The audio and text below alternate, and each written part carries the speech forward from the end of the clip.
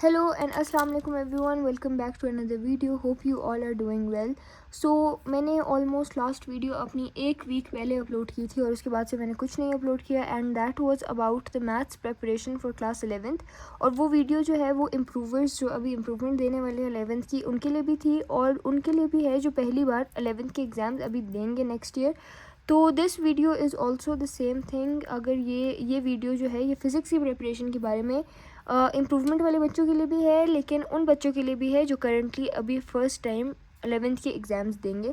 So this is the physics book we are going to be discussing it today. और आज इसके बारे में मैं बात करने आई हूँ. और अगर अभी तक आपने ये वाली वीडियो नहीं देखी है तो go and must watch it. अच्छा जी, तो हमारे पास इस बुक में ऑलमोस्ट 14 चैप्टर्स हैं. तो अब इन 14 चैप्टर्स में से मैं आप लोग को इम्पॉर्टेंट चैप्टर्स बता देती हूँ. हमारे पास जो चैप्टर नंबर 4 है इट इज़ एक्सट्रीमली इंपॉर्टेंट. पूरी बुक का सबसे जो इम्पोर्टेंट चैप्टर है नंबर 1 पे जो मोस्ट इंपॉर्टेंट चैप्टर है वो है chapter number 4, that is rotational and circular motion. और इसमें से ऑलमोस्ट 30 to 40% पेपर आता है. It is that important. तो इसको तो छोड़ने का, इग्नोर करने का या लाइट लेने का कोई सवाल ही पैदा नहीं होता. ये बहुत ज़्यादा इंपॉर्टेंट है. इसको अपना मैक्सिमम टाइम दें और इसको अगर आपको समझ नहीं आ रही कोई चीज़ तो उसको बार बार समझें. मेक श्योर कि इसके कॉन्सेप्ट्स आपके बिल्कुल क्लियर होने चाहिए. उसके बाद सेकंड इंपॉर्टेंट चैप्टर हमारे पास आ जाता है chapter number 5, that is work and kinetic energy. It is also very important. फिर हमारे पास थर्ड चैप्टर आ जाता है important which is chapter number 6, fluid mechanics. इसी तरह हमारे पास चैप्टर 8 जो है हीट एंड थर्मोडायनेमिक्स. इसके जो इंपॉर्टेंट टॉपिक्स हैं, जो चैप्टर के अंदर इंपॉर्टेंट टॉपिक्स हैं, वो मैंने वीडियोस में बताए हुए हैं और उनके लिंक्स मैं भी आपको दिखा दूंगी. और उसकी प्लेलिस्ट भी मैंने बनाई हुई है. वो प्लेलिस्ट आपको मेरे अकाउंट पे अवेलेबल है, वो आप वहाँ पे देख सकते हैं. बाकी जो चैप्टर्स जिनके मैंने अभी यहाँ नाम नहीं लिए इंपॉर्टेंट वालों में, उसमें भी इंपॉर्टेंट शॉर्ट्स और लॉन्ग्स के टॉपिक्स मैंने बताए हुए हैं. हर एक के लिए मैंने वीडियोज़ बनाई हुई हैं. फिर हमारे पास फोर्थ इंपॉर्टेंट जो चैप्टर आ जाता है वो है chapter number 10, electrostatics. It is also very important. फिर chapter number 11, electricity, that is also very important. और फिर आ जाता है chapter number 12, that is magnetics, magnetism. So ये जो 6 चैप्टर्स मैंने आपको बताए ये बहुत इंपॉर्टेंट है. ऑलमोस्ट 80 to 90% पेपर इन्हीं 6 चैप्टर से बनता है और ये बहुत इंपॉर्टेंट है. शॉर्ट्स के लिए, लॉन्ग्स के लिए, MCQs के लिए, हर चीज़ के लिए बहुत ज़्यादा इंपॉर्टेंट है. फिर उसके बाद आ जाती है एक बात कि आप लोग मुझसे पूछ रहे थे कि आपने और बुक के अलावा क्या क्या चीज़ें यूज़ की हैं फ़िज़िक्स की प्रिपरेशन के लिए. So guys, I haven't use any thing else. Notes या की बुक्स वगैरह जो मिलती हैं मार्केट्स में, मैंने कुछ भी नहीं यूज़ किया. मैंने सिर्फ ये बुक यूज़ की है. इसमें से मैंने अपने कॉन्सेप्ट्स क्लियर किए. एक तो सबसे पहले मैंने सारे कॉन्सेप्ट्स क्लियर किए और फिर इसको याद भी किया, चैप्टर वाइज याद किया है और कॉन्सेप्ट्स क्लियर किए हैं. अच्छा, एक और चीज़ आ जाती है कि एक्सरसाइजेज नहीं छोड़नी. एक्सरसाइज में MCQs, उसके शॉर्ट क्वेश्चंस, लॉन्ग क्वेश्चंस, सारों की आपको प्रैक्टिस होनी चाहिए. शॉर्ट्स में ऐसे क्वेश्चंस भी होते हैं फ़िज़िक्स की बुक में जो कि एग्जैक्ट आए हुए थे इस बार बोर्ड के पेपर में. बहुत से ऐसे शॉर्ट क्वेश्चंस थे जो एग्जैक्ट मतलब बुक से उठा के उन्होंने आपके बोर्ड के पेपर में दिए हुए थे. और वो जो है ना, उसके आंसर्स आपने ऑब्वियसली नोटबुक पे किए होंगे या कहीं पे नोट्स आपको कॉलेज से मिले होंगे. तो वो अगर आपने पढ़े होंगे तो आप obviously with in a minute वो सॉल्व कर सकते हैं. It was that easy. तो एक्सरसाइजेज नहीं छोड़नी है. और MCQs भी बहुत इंपॉर्टेंट होते हैं एक्सरसाइजेज के. कभी कभी रिपीट हो जाते हैं एग्जैक्ट सेम. हाँ, ये अलग बात है कि जो कॉन्सेप्ट होता है सेम होता है. जैसे फॉर एग्जांपल MCQ का कॉन्सेप्ट है, शॉर्ट का क्वेश्चन है, उनके कॉन्सेप्ट सेम होती हैं. वैल्यूज डिफरेंट हो सकती हैं, चीज़ों के नाम डिफरेंट हो सकते हैं, लेकिन कॉन्सेप्ट और आंसर ऑलमोस्ट सेम ही होता है. वो सिर्फ कंडीशन चेंज करके दे देते हैं. जैसे अगर बुक में किसी कार की एग्जाम्पल दी हुई है तो हो सकता है कि वो आपसे पेपर में ट्रेन की एग्जांपल पूछ लें, लेकिन जो प्रिंसिपल अप्लाई हो रहा होगा, जो कॉन्सेप्ट होगा, वो एग्जैक्ट सेम होगा. या फिर जो MCQs में वैल्यूज़ दी हुई होंगी तो वो चेंज कर देंगे, लेकिन जो फार्मूला अप्लाई हो रहा होगा वो सेम ही होगा. तो आपने अपना कॉन्सेप्ट क्लियर रखना है और आपने ये सारी एक्सरसाइजेज सॉल्व करनी है. अगर आप सिर्फ बुक से भी तैयारी करें so believe me it is more than enough. You don't need any external thing, you don't need any external चीज़ें कि भाई मैंने जाके नोट्स लेने हैं, मैंने बहुत एक्सटेंसिव नोट्स से तैयारी करनी है. इस बुक को अगर आप थॉरली पढ़ के इसकी अच्छी तैयारी कर लें तो आप 85 में से 80+ मार्क्स स्कोर कर सकते हैं बहुत ईजीली इस बुक से. It is very easy to score 80+. अगर सिर्फ आप इस बुक से भी पढ़ें लेकिन इसकी एक्सरसाइजेज, इसकी चीज़ें आप थॉरली करें. अच्छा, एक और चीज़, कुछ बच्चे कहते हैं कि SLO बेस्ड एग्ज़ाम शुरू हो गए हैं तो बस फिर याद करने की तो ज़रूरत नहीं है, मैं कॉन्सेप्ट क्लियर करके अपने ओन वर्ड्स में लिख लेती हूँ या लिख लेता हूँ। अच्छा, ये चीज़ बहुत अच्छी चीज़ है, आई रियली अप्रिशिएट इट। लेकिन ये ओनली तब आप करें अगर आपके राइटिंग स्किल्स अच्छे हैं, अगर आपका वे ऑफ एक्सप्रेशन अच्छा है। अब देखें, एक चीज़ है, उसका कॉन्सेप्ट आपको बहुत अच्छे से क्लियर है, लेकिन you are unable to express it. आप उस बात को, अपनी बात को एक्सप्लेन नहीं कर पा रहे, अपने एग्जामिनर को समझा नहीं पा रहे कि आप क्या कहना चाहते हैं, तो उसका फ़ायदा नहीं होगा। चाहे कॉन्सेप्ट आपको जितना भी क्लियर हो, आप लिख नहीं पा रहे, आपको वो वर्ड्स दिमाग में नहीं आ रहे जो आप उसको एक्सप्लेन करने के लिए यूज़ कर सकते हैं। तो इससे बेहतर है कि फिर आप अपने कॉन्सेप्ट क्लियर करें और साथ में बुक्स में चैप्टर्स भी याद करें, डेफिनेशंस याद करें। कॉन्सेप्ट क्लियर होगा तो डेफिनेशन याद करना आसान होगा, और याद करके पेपर में लिखेंगे तो फिर मार्क्स अच्छे आने के चांसेस और बढ़ जाते हैं। क्योंकि अभी मैं फॉर एग्जांपल आपको बताती हूँ कि जैसे अगर आपके पेपर में 10 क्वेश्चंस हैं, तो वो 10 के 10 अलग टीचर्स के पास जाएंगे, और वो जो एक टीचर होगा ना, जैसे फॉर एग्जांपल पहला टीचर है, वो क्वेश्चन नंबर 1 चेक कर रहा है, तो वो 300-400 बच्चों का क्वेश्चन नंबर 1 ही चेक कर रहा होगा, और वो इतनी देर से क्वेश्चन नंबर 1 चेक कर करके ऑब्वियसली आदत हो जाती है आपको कि आप पहले 2-3 बच्चों की पूरी डेफिनेशन पढ़ते हो कि अच्छा इसने ये लिखा है, हाँ ठीक है, नहीं यहाँ पे थोड़ी सी गलती है, ओके।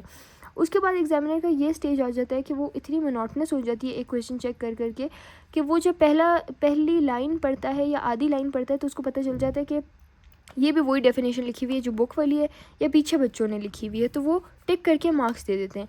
लेकिन कुछ बच्चे जिनका वे ऑफ एक्सप्रेशन इतना अच्छा नहीं होता है या उन्होंने अपने वर्ड्स में लिखा हुआ होता है, तो उसमें ये होता है कि एग्जामिनर आधा पढ़ के, फिर वो ऑब्वियसली थके हुए होते हैं बहुत सारे क्वेश्चन चेक करके, कभी उनका दिल नहीं कर रहा होता इतनी डिटेल से चेक करने का, तो वो आधा पढ़ के कहते हैं ओहो इसने तो मतलब ओन वर्ड्स में लिखा है, तो बच्चे ने ऑब्वियसली ओन वर्ड्स में थोड़ी बहुत हो सकता है मिस्टेक की हुई हो, तो वो हो सकता है कि आपको उस क्वेश्चन के आधे नंबर दे दें, या फिर 0.5 काट लें, या 1 मार्क काट लें आपका शॉर्ट क्वेश्चन में से।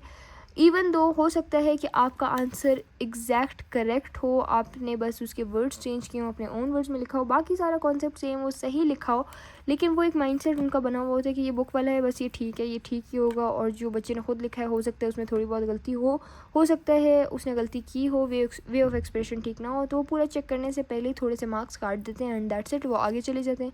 इतना उनके पास ऑब्वियसली टाइम नहीं होता कि एक एक लाइन, एक एक वर्ड वो चेक करें। लेकिन ये चीज़ है, इस रिस्क से बचने के लिए आप कोशिश करें कि आप बुक की ही वर्डिंग यूज़ करें।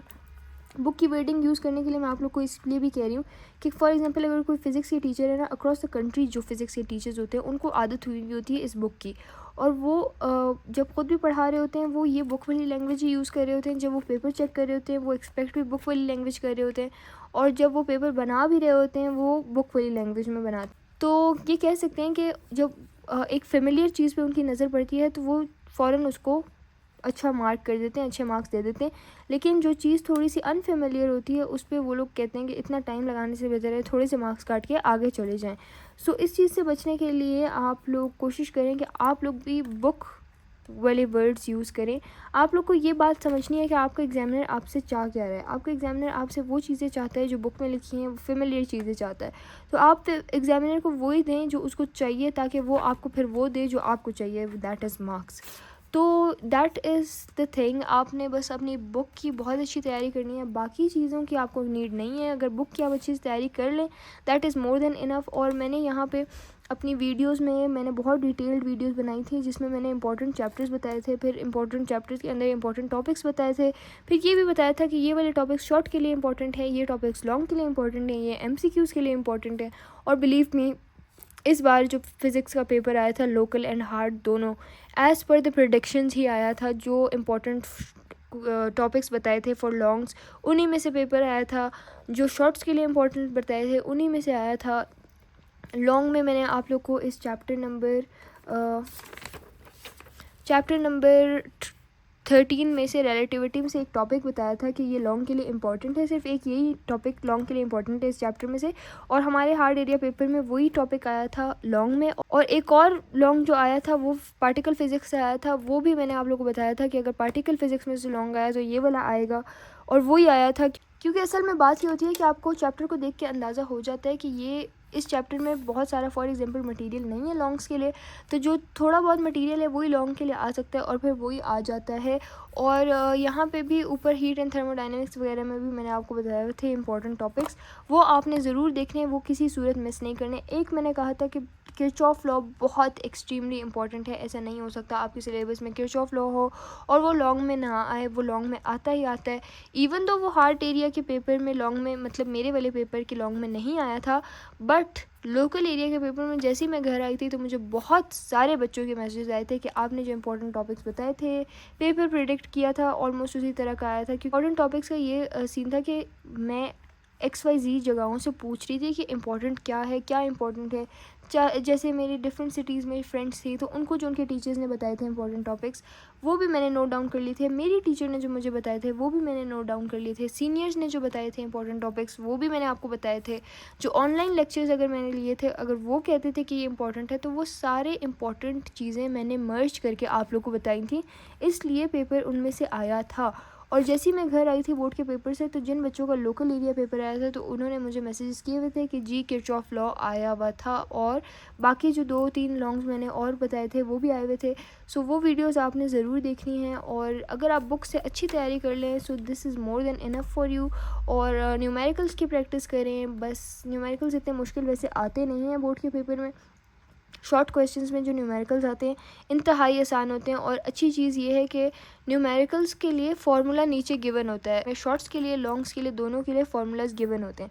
फॉर एग्जांपल शॉर्ट में एक न्यूमेरिकल आया हुआ है और उस न्यूमेरिकल में एक की जगह 2 फार्मूलाज अप्लाई हो रहे हैं, तो वो दोनों के दोनों नीचे गिवन होंगे। ऐसा नहीं कि एक बस फाइनल एक दिया हो, दोनों दिए हुए होते हैं। So it gets very easy. आपने सिर्फ वैल्यूज़ पुट करनी होती हैं। अगर SI यूनिट में नहीं होती वैल्यूज़ तो आपने उसको SI यूनिट में पुट करके, फार्मूला में पुट करके आंसर निकालना होता है। That is it.